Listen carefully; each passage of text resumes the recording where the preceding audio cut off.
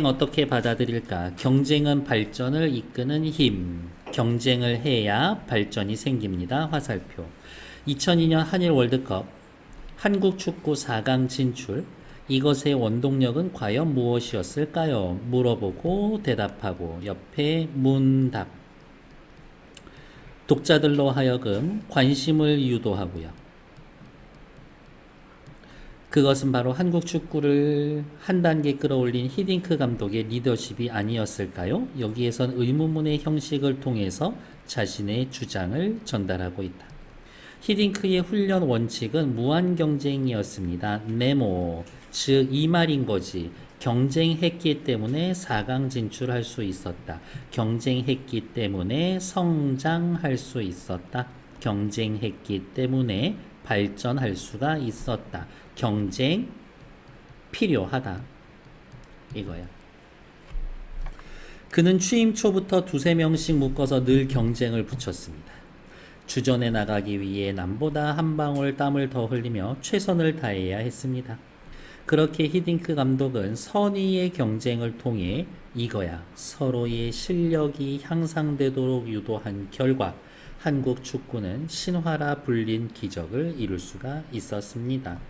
경쟁을 바탕으로 한 훈련 원칙. 그리고 글쓴이는 생각합니다. 경쟁을 해야 실력이 향상된다. 경쟁을 하면 여기 봐. 서로의 실력이 향상된다. 한국 축구가 2010년 남아프리카 공화국 월드컵에서 원정 첫 16강 쾌거를 일구어내며 한 단계 질적 도약을 이룬 것 역시 경쟁의 힘이 컸습니다. 세계 무대에서 경쟁력을 다진 해외파 선수를 포함하여 국내 프로리그에서 선의의 경쟁을 통해 실력을 쌓아온 선수들이 있기에 가능했습니다. 경쟁력, 선의의 경쟁을 하다 보니 월드컵 원정 사상 첫 16강을 이룰 수가 있었습니다. 지금은 은퇴한 피겨스케이팅 선수 김연아 또한 현역 시절 선의의 경쟁자인 아사다마오를 떼어놓고는 상상하기 힘듭니다. 선의의 경쟁자. 그 두 선수들 사이에 불꽃 튀는 경쟁이 세계 챔피언을 낳고 피겨의 새로운 시대를 연 것입니다. 경쟁의 긍정적 효과 뭐 있어? 둘 다 발전합니다. 요거지 뭐. 경쟁은 인간의 타고난 본성. 옆에다가 괄호 해놓고 요 문단에서 인용 쓸 거예요. 인용. 우리가 재미있어 하는 일에는 대부분 경쟁적인 요소가 있습니다. 재미있어 하는 일, 경쟁적인 요소, 둘이 서로 연결. 그러니까 게임이 재미있는 이유는 쟤를 이겨먹을 수 있고 이긴다라는 거에 있는 거야. 경쟁 상대가 아무도 없어. 그리고 하다못해 테트리스 벽돌 깨기를 하는데 점수가 안 올라가. 점수가 없어. 그러면 그거 못해. 이렇게 재미가 없어. 우리가 어려서부터 해온 놀이와 오락도 경쟁할 때 더 재미가 있습니다. 경쟁하면은 뭐? 재미가 있어. 그것은 경쟁이 인간의 본능이기 때문입니다. 역사학자 요한 하위징하는 이러한 인간의 경쟁 본능을 호모 루덴스라는 말로 설명합니다. 호모 루덴스 별표. 일단 뜻 자체는 유희하는 인간, 노는 인간이야. 노는 인간.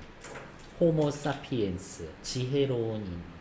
호모 루덴스, 유희하는 인간이라고 되어 있지만 사실 인간은 유희를 좋아해.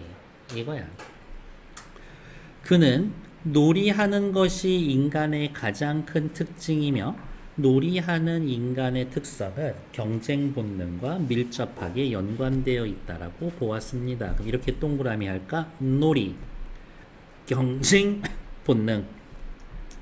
요거 세트야, 세트. 인간은 놀이하는 걸 좋아해. 근데 놀이와 경쟁은 똑같은 거야. 세트야. 다시 인간은 놀이를 좋아해. 인간은 경쟁을 좋아해. 기본적으로 인간은 경쟁하는 존재야. 인간에게는 이기고 싶은 욕구, 동그라미가 있다. 이것은 다른 사람을 능가하여 최고가 되고 인정받고 싶은 심리를 기반으로 합니다. 결국 인간은 바로 자신의 경쟁 본능을 충족하기 위해 놀이하는 존재가 되었다라는 주장입니다. 빨간색 체크. 자신의 경쟁 본능을 충족하기 위해 놀이하는 존재가 되었다라는 것이 주장입니다. 인간은 기본적으로 위에 서고 싶어 해. 그러려면 어떻게? 경쟁해야 되거든. 그러다 보니까 경쟁인데, 경쟁이라는 게 뭐 칼, 도끼, 돌 이런 걸로만 할 수 있는 거는 아니니까. 인간을 공격적이고 이기적인 존재로 보았던 영국의 철학자 토머스 홉스 역시 경쟁심은 인간의 본능이라고 이야기했습니다. 계속 강조되는 말 뭐야? 경쟁은 인간의 본능이다. 이러한 인간의 본능을 충족하기 위해서 놀이가 생겼다. 인간의 본성 중에는 싸움을 불러일으키는 세 가지 요소, 경쟁심, 소심함, 명예욕이 있는데 세 개의 동그라미, 싸움 동그라미, 요렇게 화살표. 저 세 가지 때문에 싸움이 생긴대.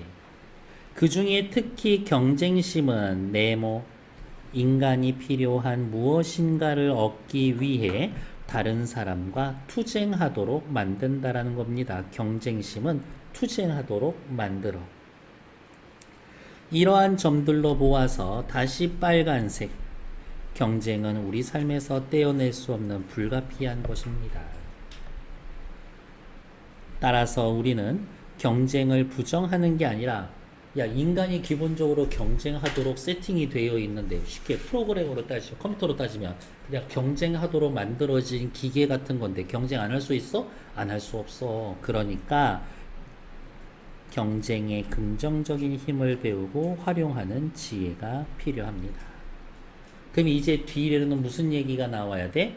경쟁을 어떻게 긍정적으로 활용할 수 있을지 답은 여러분들 이미 알고 있어요. 뭐? 공정한 시스템을 만드는 거야. 위대한 경쟁의 힘. 사실 우리나라의 경제 성장 과정은 경쟁의 힘을 대표적으로 보여주는 사례입니다. 우리나라의 경제 성장 과정, 경쟁의 힘을 보여주는 구체적인 사례 예시. 그러면 앞에다가 또 이렇게 쓸 수 있겠네? 인용. 또 두 번째 문단에서도 인용 하시면 되겠지. 논설문이잖아요. 인용을 하던 예시를 하던 목적은 뭐야? 자신의 주장의 타당성을 증명하기 위해서. 1950년대 전쟁으로 인해 물질적으로 풍요롭지 못했던 우리나라가 오늘날 높은 수준의 경제력을 지닌 국가로 성장할 수 있었던 이유는 세계와 경쟁하면서 끊임없이 노력했어.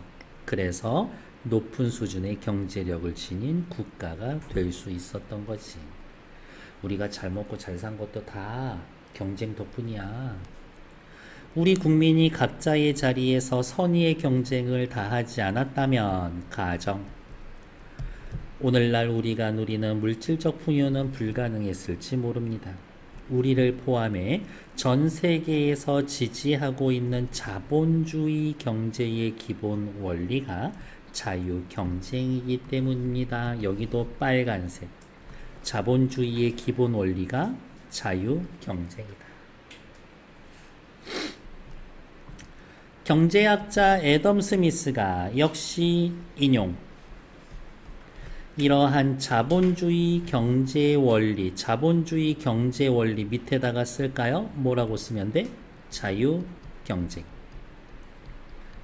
바탕으로 한 자유 경제 원리를 만들었는데 그는 인간의 이기심이 화살표 사회를 발전시킨다. 라는 신념을 바탕으로 자유 경쟁의 원리를 주장했습니다. 요한 하이징하는 생각합니다. 인간은 노는 거 좋아해. 그 다음에 저기 또 누구야? 토마스 홉스는 이야기합니다. 인간은 경쟁하는 게 본능이야.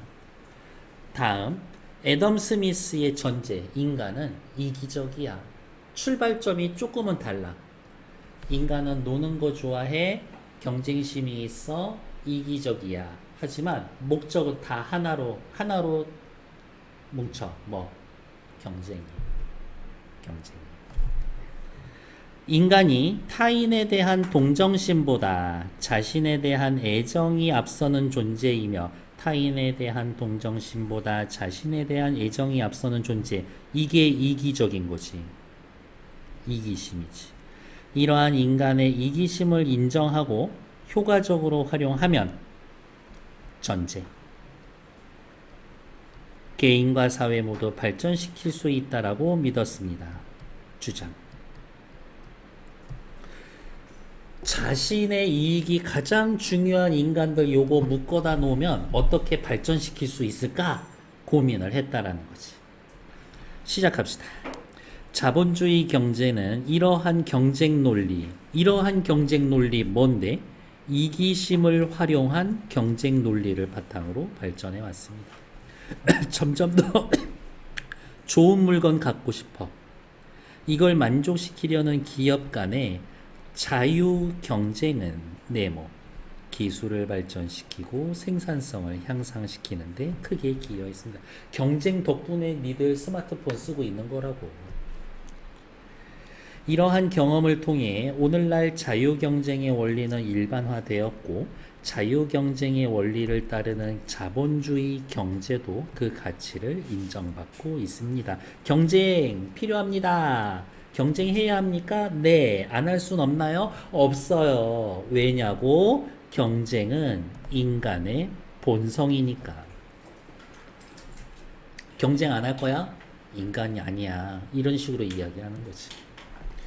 하지만 경쟁은 함께 추구하는 겁니다. 함께 추구하는 것이다. 옆에다가 공정한 경쟁의 필요성. 공정한 경쟁 필요해.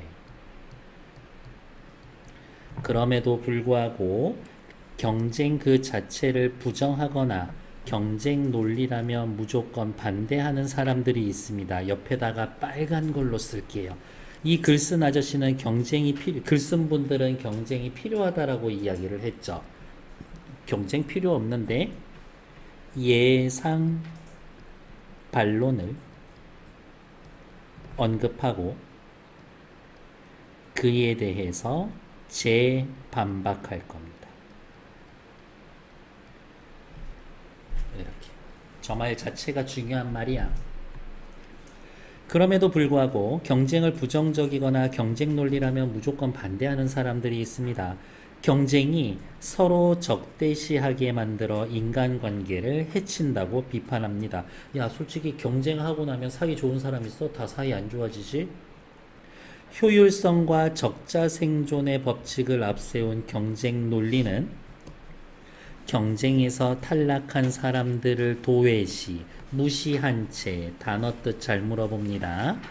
강자의 이익만 대변한다라는 겁니다. 야, 솔직히 경쟁해봐야 이긴 놈이 다 맘대로 하지 않냐? 그러나 경쟁에 대한 오해입니다. 바로 이제 이 부분부터가 재반박이 들어가는 거지. 그래, 니들은 그렇게 생각할 수 있고 그렇게 주장하겠지. 그러나 경쟁은 이미 협력의 뜻이 담겨 있어. 진정한 의미에서 공정한 경쟁을 하기 위해서라도 협력은 필수야. 경쟁은 협력이 필수야. 경쟁은 경쟁장을 부정하고 배제하는 게 아니라 끊어 서로를 인정하고 그 바탕 위에서 각자의 의욕과 노력을 이끌어내는 긍정적 상호작용이다. 할 수 있습니다. 내가 쟤 한 번은 진짜 죽기 전에 큰 대회에서 이겨보고 싶어. 이게 있어야 돼.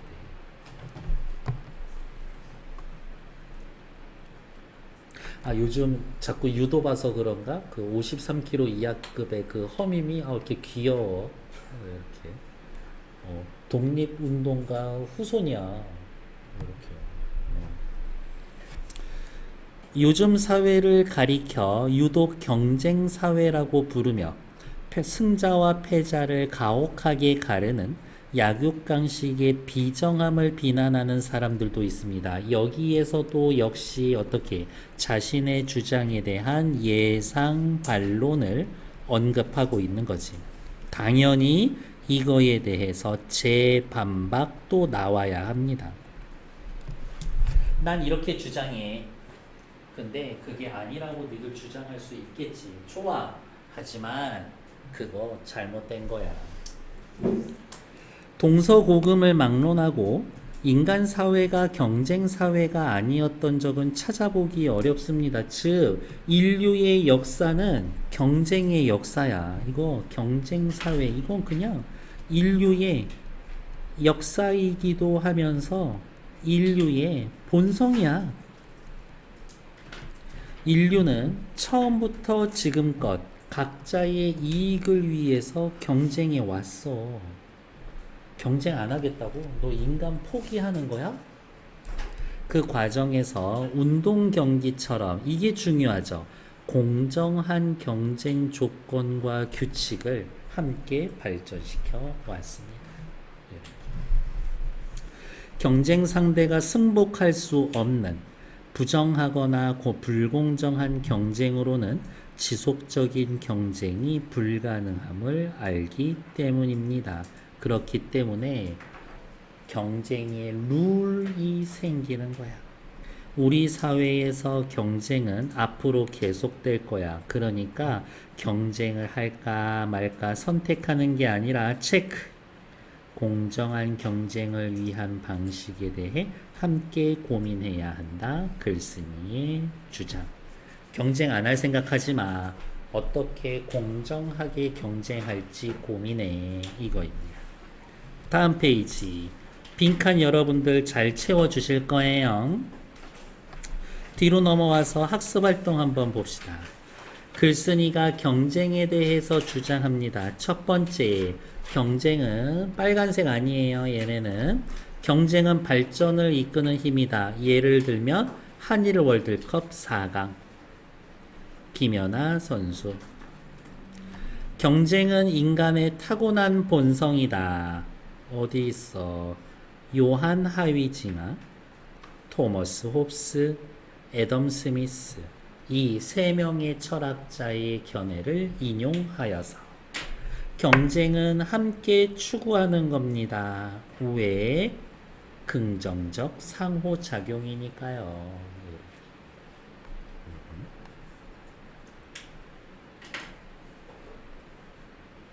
그래서 수영 올림픽 국제대회 수영에서는 전신 수영복을 이제 못 입잖아.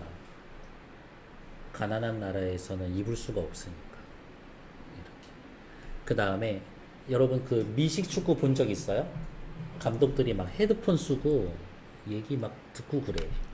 그게 뭐냐면 스타디움 높은 데에서 카메라로 찍어서 분석원들이 분석하고 얘네 어떻게 있어요 해가지고 그거 다 통신기기로 전달해 주는 거거든, 내용은. 이렇게. 근데 한쪽 팀에서 그 통신에 이상이 생겨서 그렇게 못하게 되면은 어떻게 될 것 같아? 야, 우리 기계 작동이 안 돼. 저기 위에 전력 분석원한테 정보를 들을 수 없거든? 심판한테 얘기하면 상대편도 못 쓰게. 그런 식의. 그런 게 룰인 거지. 이렇게. 공정한 거야. 똑같은 상태에서 싸움. 다음. 글쓴이의 관점을 파악해 봅시다. 글쓴이는 빨간색 체크. 경쟁에 대해 서로를 발전시키는 긍정적인 상호작용이라고 생각해. 나는 그래도 경쟁 안 했으면 좋겠어. 나 경쟁 안 했으면 좋겠는데 경쟁 필요하구나 생각하게 됐어. 그럼 뭐 하면 되겠지. 반대하거나 동의하는 내용 찾으시면 될 것 같고요. 다음 페이지. 논설문을 읽을 때는요. 신뢰성 판단하고요. 타당성 판단하고요. 글의 짜임새 구성을 판단하고요. 표현 방법도 판단하는 겁니다. 이와 같은 글을 읽을 때 독자의 태도로 알맞은 것은 알맞지 않은 것은 딱 4개니까 나머지 하나 다른 거 찾으면 되지. 이 글의 주장과 다음 글의 주장을 비교해 봅시다. 얘는 거의 완전히 이어지는 글이기 때문에 읽을 거예요. 오늘날 현대인들은 입시와 취업 등 수많은 경쟁 관계에 놓여 있습니다. 경쟁 사회에선 경쟁만이 발전의 유일한 동력이라고 끊임없이 주입합니다. 따라서 모든 사람은 경쟁을 통해 성공할 수 있다라는 희망과 경쟁하지 않으면 하향 평준화될 거라는 불안감으로 살고 있습니다.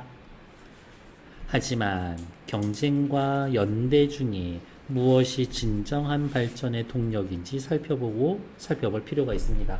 이 글은 경쟁보다는 연대가 필요하다 이거야. 이 글은 앞에 나와 있는 글이랑 완전 반대되는 얘기예요. 위대한 선수 한 명 뒤에는 99명의 탈락한 학생 선수가 있다.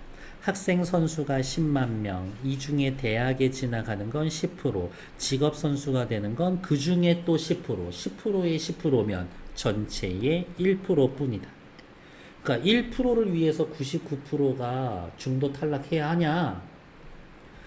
국가인권위원회가 중도의 운동을 그만두는 중도 탈락 학생에 대해 조사한 결과는 가혹하기 짝이 없습니다. 경쟁 방식이 추구하는 발전이란 극소수를 위한 발전입니다. 경쟁을 통한 발전, 극소수의 승자만을 위한 발전이다. 약육강식에 따라 1대 99로 나누고 서로 싸우게 만든다. 근데 잘 봐. 핀란드는 어떤지 알아? 협동이 기본이야. 경쟁이 아니라. 우열반 폐지, 등수를 없애, 뒤처지는 학생을 끌어올리는 데 집중했더니 학업 성취도 편차는 가장 낮으면서 성취도 수준은 가장 높아. 경쟁은 우리를 발전시키지 못해. 한 명의 웃음을 위해 99명을 울리는 경쟁이 아니라 빨간색 모두의 행복을 위해 협동과 연대가 필요해. 모두 웃는 게 그게 진정한 발전이지 라고 하면서 앞의 내용과 아주 상반된 주장을 하고 있다. 난 둘 다 맞는다고 봅니다. 근데 전 기본적으로 좀 경쟁이 필요하지 않나 주의기는 해요. 저는 이렇게. 그 과정이 공정하지 않으니까 받아들이기 힘든 거지. 경쟁 자체는 저는 필요하다고 봅니다. 뒤에 나와 있는 것도 빈칸 채워주시면 될 거고요. 오케이. 일단 정치.